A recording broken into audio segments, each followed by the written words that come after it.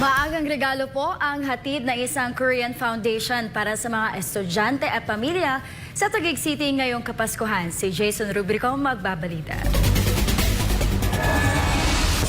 Isang araw na puno ng saya at sorpresa ang handog ng isang Korean Foundation para sa ilan nating mga kababayan sa Taguig City nitong Biyernes ng umaga. Katuwang ang kapulisan ng Taguig na mahagi ang Always With Us o AWO Foundation ng mga pang Noche Buena para sa higit 1,000 pamilya mula sa 28 barangay ng Taguig.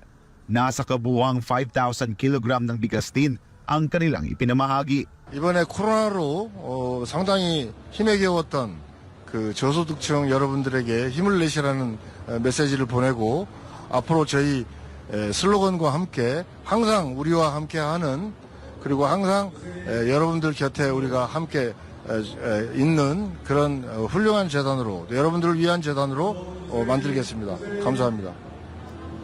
To all Filipinos, just as our foundation's name, AWO, always with us, we will always be with you and providing you and helping you with different aspects of your life. Hopefully makatulong yung ibibigay ng ating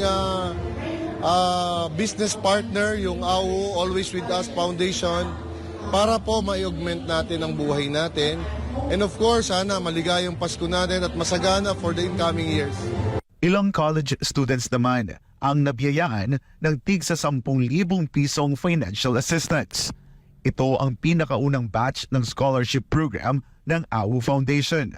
Anila, mas palalawakin pa nila ang programa sa susunod na taon. 지금은 초창기이고 첫 수요 시기이기 때문에 금액은 아주 적습니다.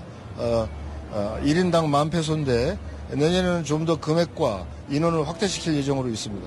Since this is our first donation of scholarships and this is our first event for the scholarship, the amount and the students are quite low. It's 10,000 pesos per student, but in our future donations we will have more students and bigger scholarships. Pinaabot naman ng mga estudyante ang kanilang pasasalamat sa financial assistance na ibinigay ng AWO Foundation. Thank you sa AWO Foundation dahil nabigyan kami ng opportunity gaya nito para po maging tulong sa aming mga estudyante. Thank you very much po to the big boss, to the CEO po. Thank you very much. Kamsahamnida. Para sa susunod na taon, tuloy-tuloy pa rin ang pagtulong ng AWO Foundation sa mga mahihirap na pamilyang Pilipino.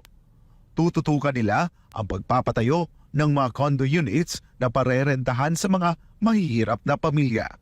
저는 이제 아우재단 프레지던트입니다. 한국에서 온 이승찬이라는 사람입니다. 내년에 저희 아우재단이 빈곤층을 대상으로 집이 없는 무주택자를 대상으로 아주 저렴한 임대 아파트를 1,000세대를 먼저 마닐라시에 공급할 예정으로 있습니다. And the biggest project that we'll be doing for next year would be developing a 1,000 room condo, and this will be prioritized to be rented in a very low cost to the low-income families. Para sa Diyos at sa Pilipinas kumahal, ako si Jason Rubrico, SMNI News.